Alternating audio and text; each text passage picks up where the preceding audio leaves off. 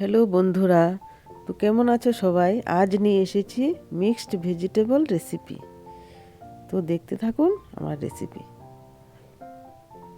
এখানে নিয়েছি সব সবজি, মশলা,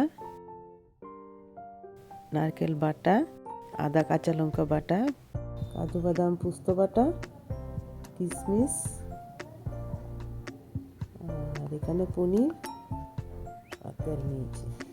তো শুরু হয়ে গেল আমার রেসিপি। এখানে উনুনে কড়াই বসিয়ে দিয়েছি, দিয়ে পনিরগুলো আগে ভেজে রাখবো।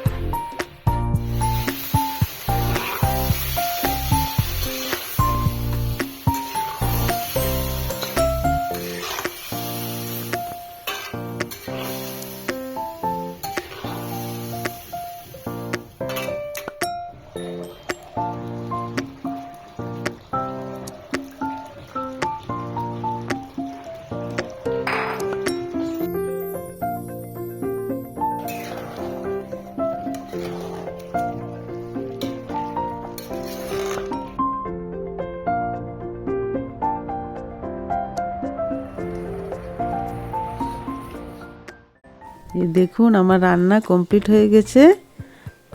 আবার দেখা হবে নেক্সট ভিডিওতে।